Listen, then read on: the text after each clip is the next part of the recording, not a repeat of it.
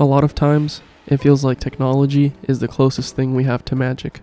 I say that because this is one of those instances where something works so well that you start to question how it's even possible. When it comes to playing games over a cloud gaming service or streaming a console to a screen, I have personally never had an actual good experience. It's been like maybe one or two that I'm like, wow, this actually works. But this time, something different happened. When I started playing my PlayStation 5 on the Steam Deck, something told me this is change, this is progress, this is cool. So what is it? How does it work? And how well does it work?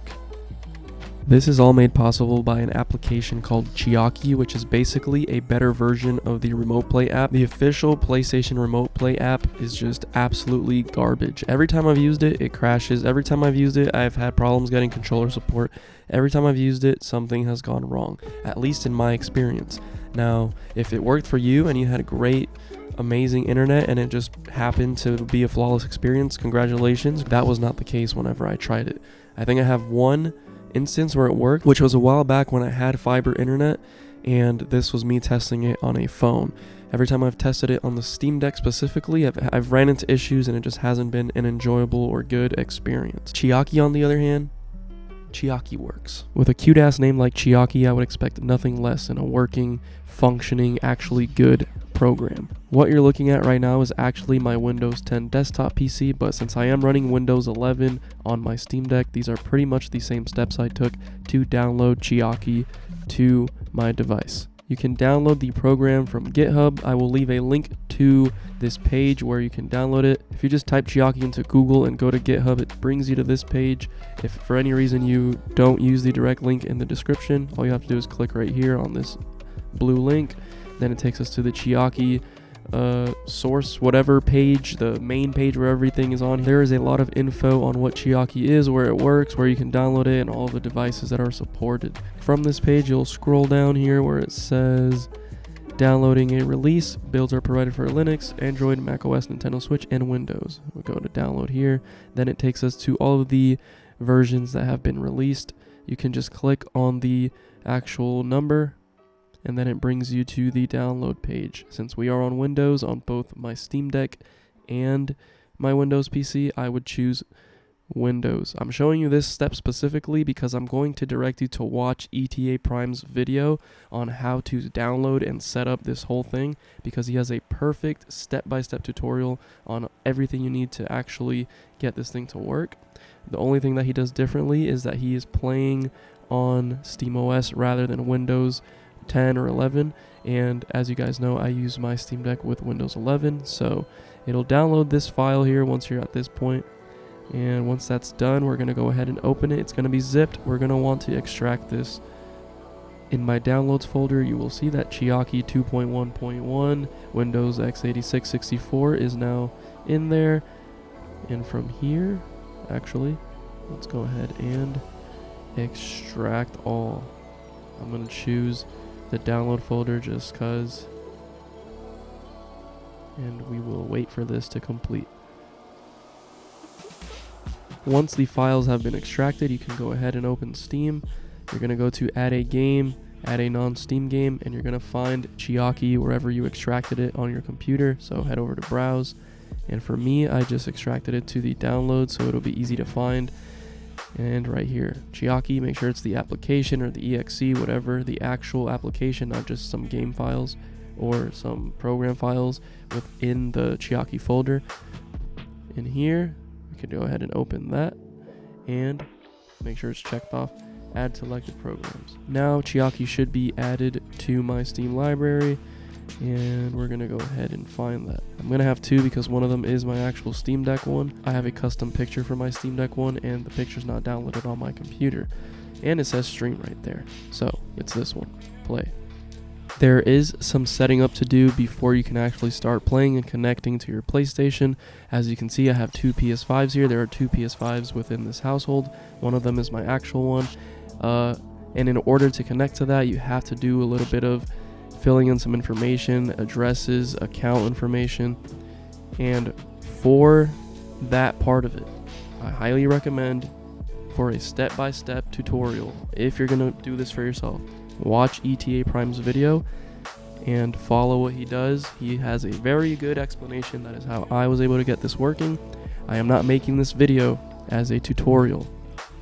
I am making this video to give my feedback and share my experience on what it was like when I tried this. On that note, I'm going to move on and talk about one of the coolest things about Chiaki is the settings tab here. You have the ability to pretty much remap anything you want, and you also can change resolution. Resolution is a big one because the Steam Deck screen is only 800p, so 720p is pretty fitting for that screen. You do get some black bars on the top and bottom of your game, but it's not anything that takes away from the experience because it still pretty much fills up the whole screen. Here you can choose your FPS, your bitrate, codec, audio buffer size. I will state that one of the things I've noticed and have to mess with, I think, is the audio stuff, because at times the audio does sound a little bit muffled and weird, but that's something I have to look into still. As far as having 720p 60 frames, that has worked flawlessly. I did not touch anything for the bitrate, it just did everything on its own, and so far it's been working pretty well, with some minor lag spikes here and there, but that's normal because there's lag spikes no matter where I play my games. Now switching over to the actual Steam Deck, I do already have everything set up on here. Everything's downloaded, linked, plugged in, IDs, PS, whatever, everything you need to actually get the app working is set up.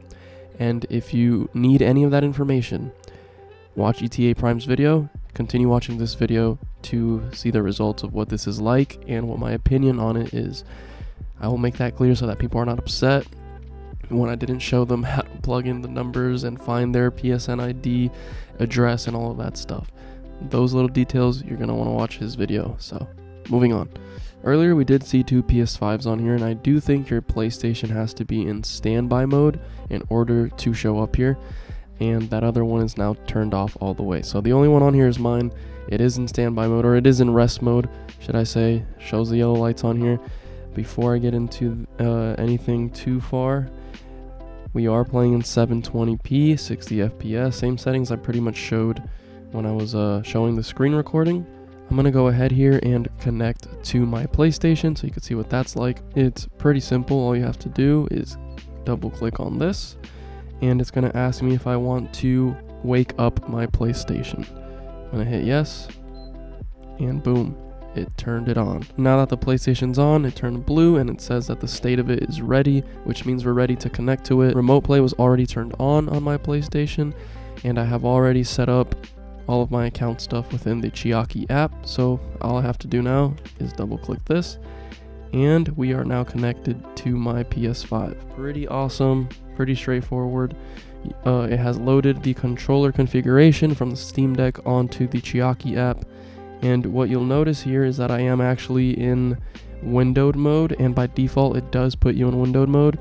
You can make the app go into full screen. If you're using a mouse and keyboard, normally you can make an app go into full screen using F11. I have mapped F11 to the back of my Steam Deck, so I think I set it to this one right here. And all I gotta do in order to get that full screen is hit that button back there, and boom, I get rid of that window up there.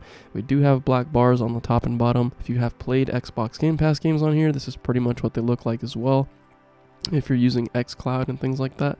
So it's not too bad. In order to remap anything or change certain binds, you can hit your Steam button, and it brings up the overlay controller configurations right here. This is how I remapped my F11 key to the back of the Steam Deck, which is right here, F11, and that's how I'm able to go in and out of full screen. Another thing that I mapped was the PlayStation button. So the escape key is actually what pulls up the PlayStation button, so I set my escape key on the Steam Deck controller within the settings to the other back button, and every time I hit that, it pulls up the PlayStation menu, and if we're in a game, then it pulls up the this menu that we're on right now. I'm going to real quickly open up a game here and kind of showcase what it's like to be in a game and jump out of a game, switch games, and just the performance of this a little bit. I don't want to get too in depth, and I don't want to show too much of each game because I do plan on potentially making individual game videos using this technique to play the games. The great thing about letting your PlayStation do all of the work, since it's doing all the work, you're not wasting battery life the way you would if this game was actually running on your system. Like, the graphics just translate so ridiculously good that it's almost like hard to believe. On top of the graphics just looking this beautiful, you would think, maybe there's like a sacrifice for the graphics looking this good. Maybe the performance of like the latency and stuff is not that great because the graphics are so good. Well, no, the controls are so spot on, even though the graphics look this amazing. Like, it's just insanely good. Inputs are good. I literally hit every key that I want button, and it just reacts the way it's supposed to. The graphics don't look fuzzy, they don't look bad. It looks almost as if I was playing on my actual like TV screen or monitor. Ratchet & Clank on PS5 is definitely one of the most beautiful looking games on the system, and I believe it's running. This game goes up to 120 frames. The Steam Deck screen goes up to 60 frames, and I believe the actual system is running it in 120 frames right now. If I go to settings and I go to visual, 120 frames auto mode, which my monitor does in fact support. And while I'm playing this, if I actually switch to the input on my monitor, the game is actually running there. You could turn off your monitor and just walk off to your bed, your couch, the bathroom, wherever it is that you're going to play the game. But another thing you could do is just have the game running on your screen and play somewhere else if you want people to watch you play or something like that. And I actually don't remember where to go in this game, so I'm kind of just walking around and admiring the world. Aside from not wasting battery life, one of the other awesome things about playing your PlayStation 5 games on here is that you can take advantage of the load times on the PlayStation 5, because we all know that those load times are ridiculously good. And before I get too far here, I want to show you what it's like to pretty much switch games. It's a little bit of Ratchet & Clank. It looks beautiful. Inputs all work great. I seriously can't get over how well this all works. So I'm going to go ahead and hit my back key, which is what brings me to my PlayStation menu, and let's go ahead and open another game. Elden Ring. Alright, let's do Elden Ring. Here is Elden Ring, looking beautiful as ever. It's running in 60 frames per second and streaming perfectly from the PlayStation as well. And I'm just going to do one of these so you can see that I'm actually in the game. And let's just bother this guy over here so we can die and move on to the next game. In a game like Elden Ring, you're going to want good reaction time, good inputs. And I promise you, it's not that the inputs are being delayed or anything, it's just that I'm really bad at the game. And there's a bunch of bats chasing me right now, so.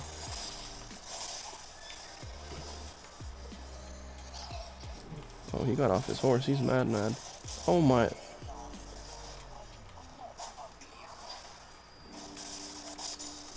That guy's done. Sorry, bud. These guys, oh my, they're annoying.